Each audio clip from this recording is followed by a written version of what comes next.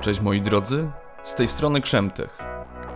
Już niebawem, za niecały tydzień, bo między 7 a 10 stycznia na targach Consumer Electronics Show w Las Vegas z bardzo dużym prawdopodobieństwem będzie miała miejsce zapowiedź nowych RTX-ów serii 5000.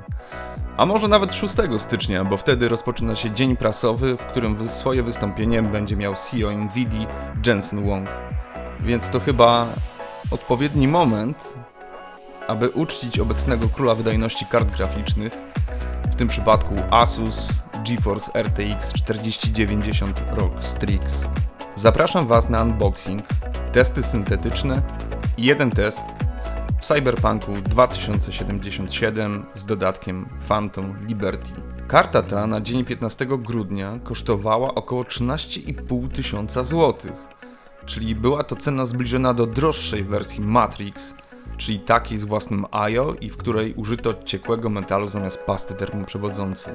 Obecna cena ze względu na koniec produkcji różnych modeli 4090 jest lekko mówiąc niepoważna i przynajmniej na ten moment przewyższa spekulowaną kwotę nowego RTX 5090, czyli okolice między 11 a 12 tysięcy złotych. Karta została przede wszystkim bardzo dobrze zapakowana w jakości premium.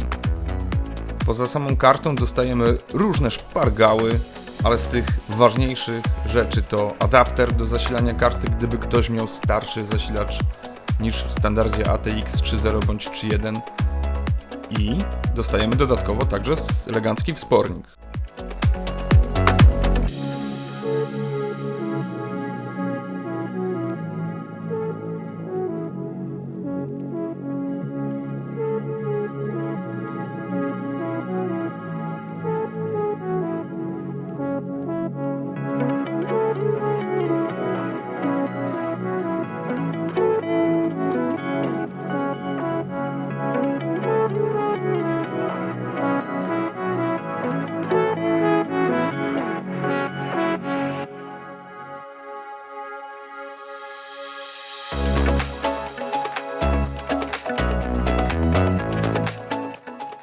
Zanim przejdziemy dalej, zobaczmy jeszcze, co producent opowiada o swojej karcie. Z takich ciekawszych rzeczy są to 2 dodatkowe gniazda na wentylatory, 2 BIOSy Performance i Quiet, dioda sygnalizująca złe podłączenie wtyczki 16-pinowej. Dodatkowo w sekcji o oprogramowaniu Asus wspomina, że możemy dołączyć do programu Chmura Quantum. Czyli jeśli nie wiesz, co zrobić ze swoją kartą graficzną za 13,5 tysiąca, to możesz pozwolić, aby ktoś korzystał z Twojego prądu i mocy Twojej karty, abyś Ty, użytkowniku, mógł, i tutaj cytat, łatwo zarabiać dodatkowe pieniądze. No dobrze, wróćmy jeszcze do unboxingu. Mianowicie na śledziu karty dostajemy 2 porty HDMI w wersji 2.1a i 3 porty DisplayPort w wersji 1.4a. Z takich easter eggów, czy też dodatków dla ciekawskich na backplate'cie karty są współrzędne geograficzne. Po ich wpisaniu w Google Maps okazuje się, że jest to lokalizacja Asus Lee Building. Jest to główna siedziba firmy Asus. Budynek ten jest centralnym punktem operacyjnym firmy, gdzie odbywa się wiele działań związanych z badaniami, rozwojem, zarządzaniem oraz innowacyjnymi technologiami.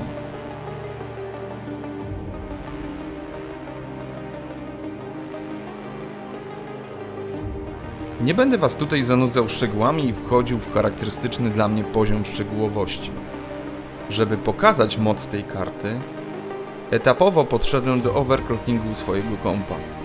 Zaczynając od pomiarów na defaultowych ustawieniach, potem zmieniając ustawienia pamięci RAM, podkręcając procesor, włączając wszelkie możliwe opcje podnoszące wydajność dla samej karty, jak chociażby Resizable Bar. A jak podszedłem do OC samej karty? Użyłem skanera z MSI Afterburner. Teraz podobną funkcję ma Nvidia App. To taki soft OC. A w gratisie możemy korzystać z krzywej częstotliwości do napięć, a to cenne informacje. Drugim krokiem było użycie aplikacji EVGA Precision X, która ma jedną ciekawą funkcję. Mianowicie pozwala zablokować częstotliwość zegara karty graficznej. Dzięki temu i dzięki skanerowi z MSI Afterburner wiem, na jakie wartości zegara mogę sobie pozwolić i postanowiłem, że zablokuję sobie ten zegar na poziomie około 2900 MHz. Nadeszła pora na testy syntetyczne. Zablokowałem zegar, testy przeprowadzałem w rozdzielczości 3440 na 1440. I tak, Speedway 10161 punktów, Port Royal 26266 punktów, TimeSpy 29396 punktów, Firestrike 52791 punktów, no i nowy test, którego ja przynajmniej jeszcze nie widziałem, czyli DirectX Ray Tracing, który jest majstersztykiem graficznym, oraz NVIDIA DLSS Feature Test. Na podsumowanie powiem, że podczas tych testów miałem uruchomiony program GPU-Z z aktywnym logowaniem z czujników, gdzie jest chociażby potwierdzone to, że rdzeń karty graficznej był faktycznie ustawiony na 2910 MHz oraz takie podsumowanie jak temperatura hotspota, czyli osiągnięte 77,2 stopnia Celsjusza. Pamięci były generalnie bardzo chłodne, co widać, i wentylatory pracowały na poziomie 44% swoich możliwości, a cała karta pobierała 478 W.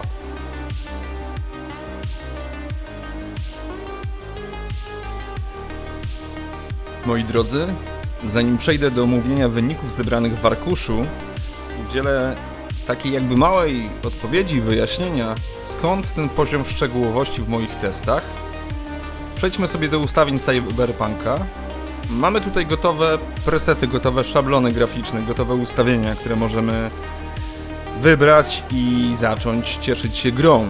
I jednym z nich jest Ray Tracing Overdrive i nazwa i zestaw ustawień wskazuje, że jest to maksymalne możliwe ustawienie. Odpalmy test i omówmy go, kiedy będą już gotowe dostępne wyniki.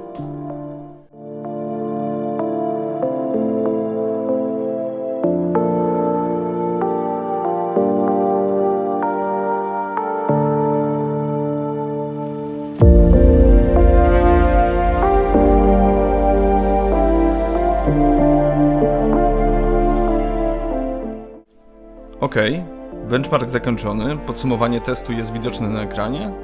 Omówmy część z nich, mianowicie jakość DLSS ustawiona jest w trybie automatycznym, czyli tak naprawdę nie wiemy w jakim. I jeszcze te opcje tutaj, Ray Tracing i Buff Tracing.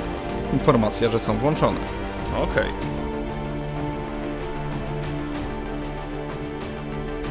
Ale co się stanie, kiedy włączymy sobie Buff Tracing, włączymy sobie Ray Tracing i włączymy go jeszcze raz?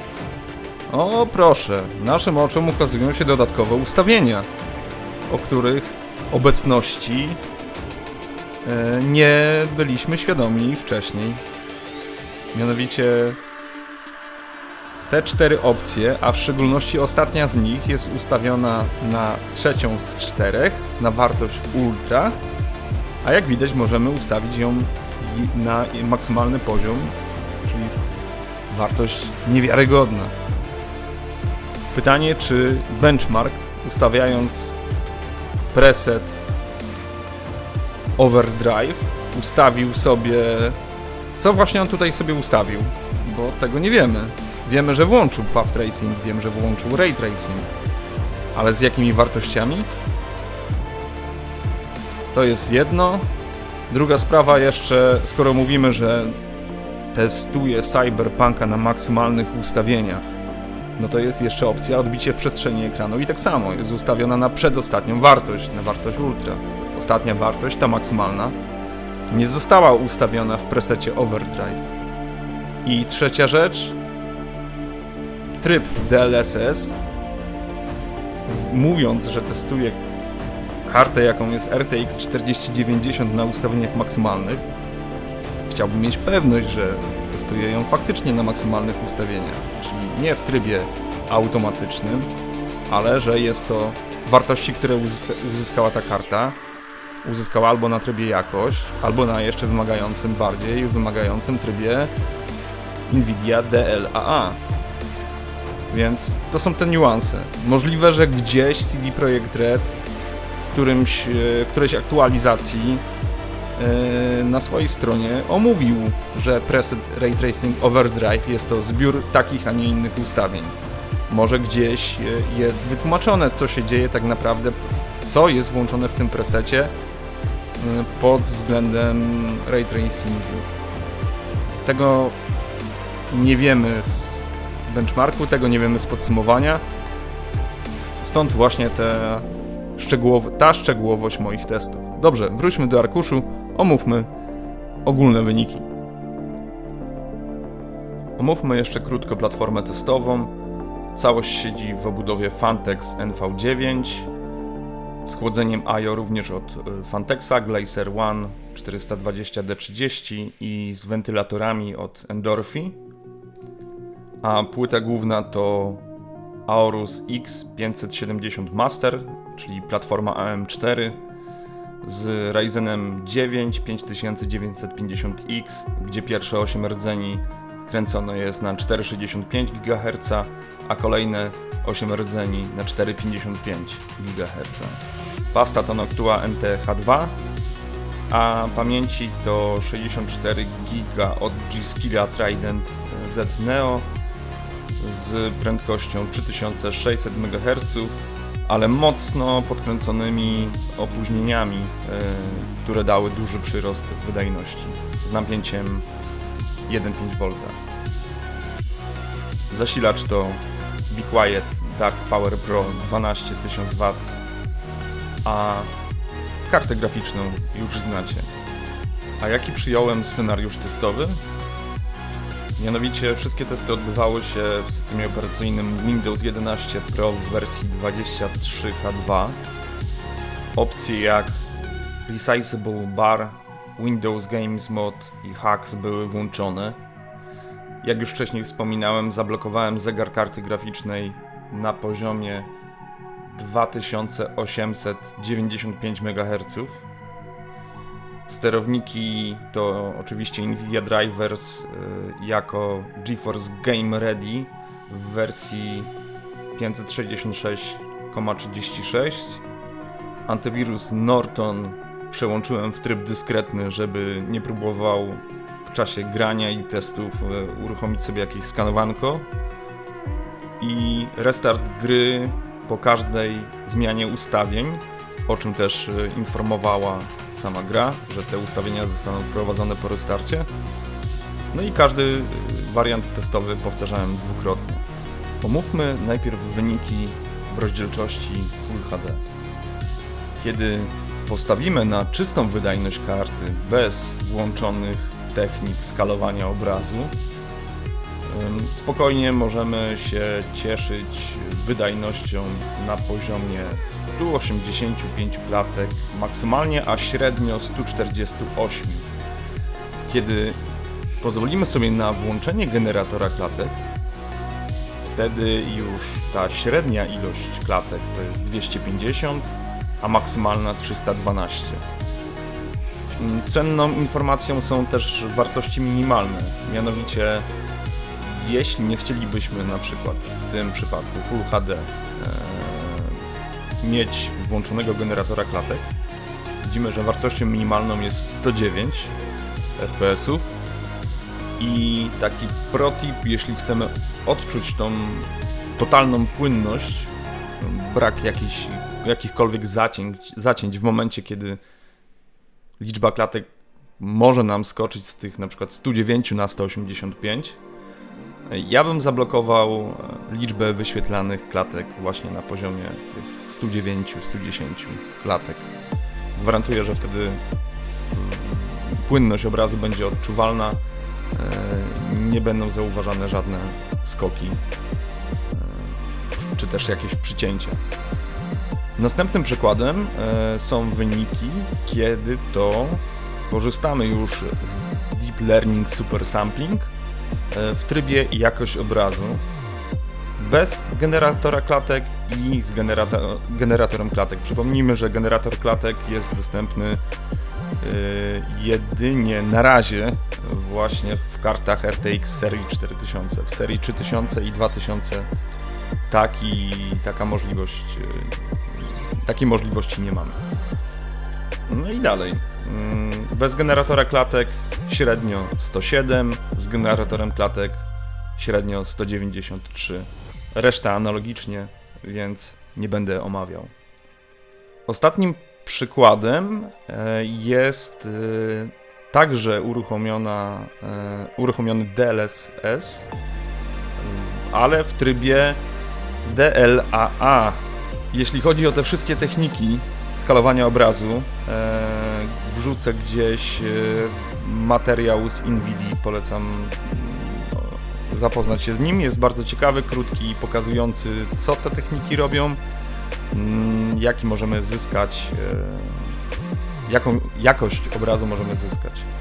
No i tu już mamy taką sytuację. Jest to DLAA, to jest najbardziej wymagająca technika na razie dostępna. Co widać też po wynikach. Mamy dalej rozdzielczość Full HD. Średnia liczba klatek na sekundę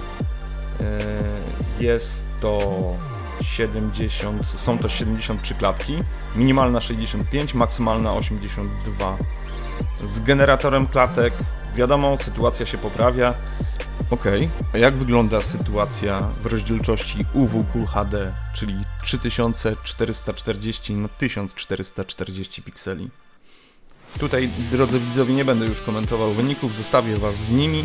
Odniosę się jedynie do testu numer 8, gdzie widać, że mimo najlepszego procesora na socket AM4, mimo tego, że został konkretnie podkręcony, mimo podkręconych pamięci RAM, jeśli chodzi o timingi, bez generatora klatek minimalna liczba FPS-ów to 35, średnia 39.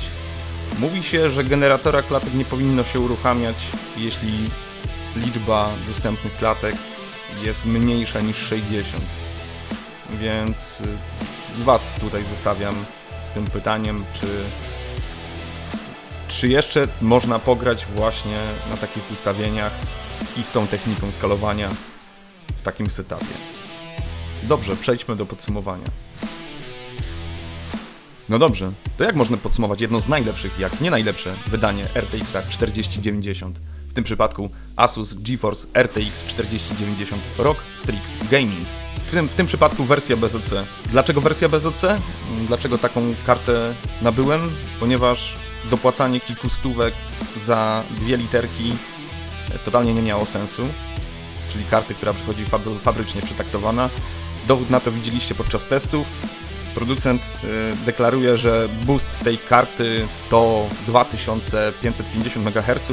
Jak widzieliście spokojnie przy 100 tak naprawdę 1% TDP karta mogła cały czas pracować przy zegarze około 2900 MHz.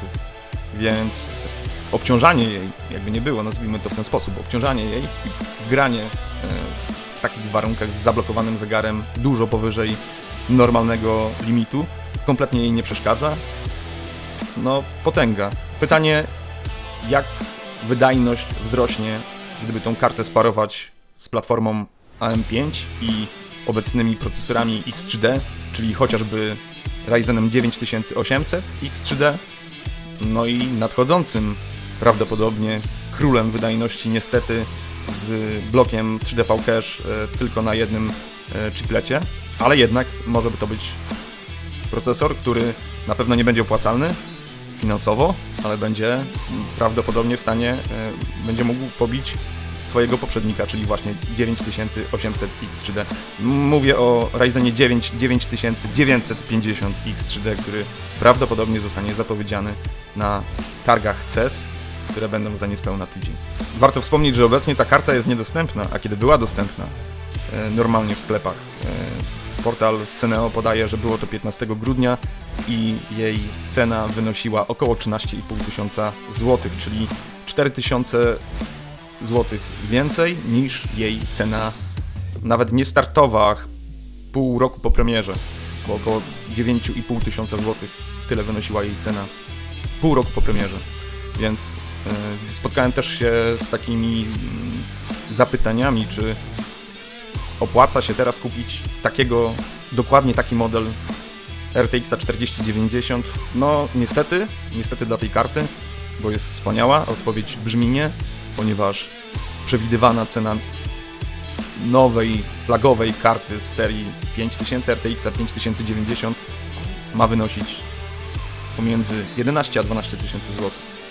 Cena kolosalna, astronomiczna, niedorzeczna, no ale jednak porównując te karty i te ceny warto poczekać. Dziękuję, że byliście ze mną. Mam nadzieję, że materiał się podobał. Zapraszam do pozostawienia komentarzy i wszystkiego najlepszego w nowym roku. Do usłyszenia. Cześć!